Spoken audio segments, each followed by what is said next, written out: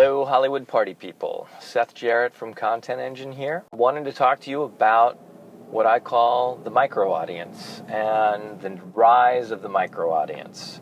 The future of content creation and IP creation is really going to be lots of pockets of what I call micro audiences.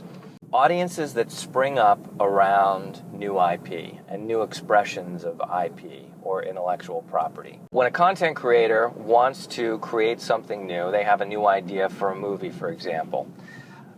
What's appealing to the studios, to the networks, to any of the mass media producers and distributors is audience. They want built-in audience. They want proof of concept. They want things that they know there is a big catcher's mitt out there.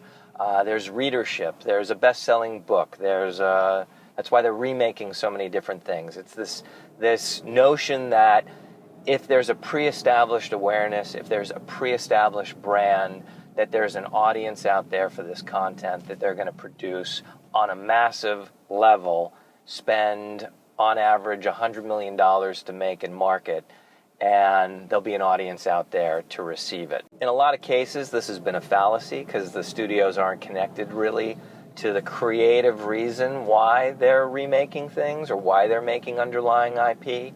There's just the business acknowledgement that, oh, it's established in another sphere, so there must be audience out there. There's some level of security.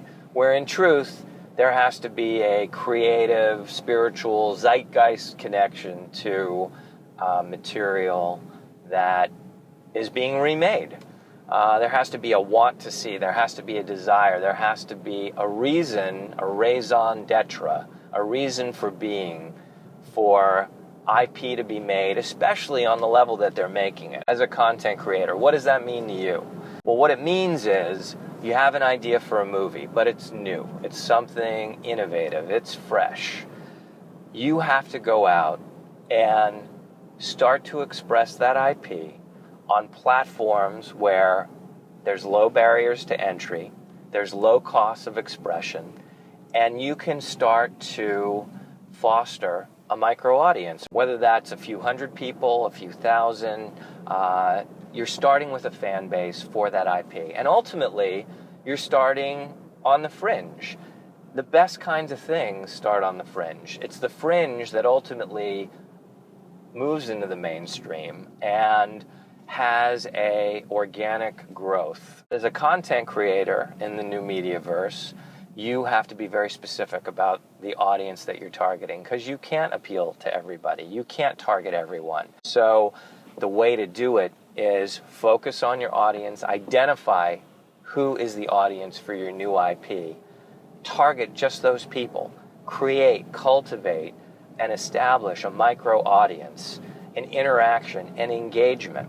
And what you'll find is if there's true resonance in what you're doing, that micro audience will start to evangelize others, and that will create a larger and larger micro audience.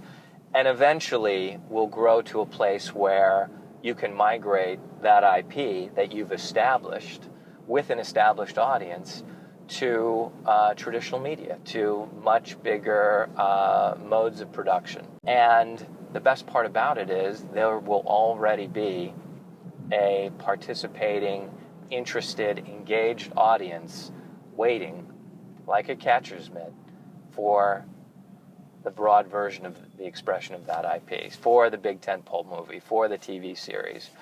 And really that's what you need for any of those things to be successful anyway. So audience engagement, evangelizing the group of fans that you start with, focusing on a niche, identifying your audience, knowing who it is, targeting them, building a micro audience for your IP on your own as a content creator.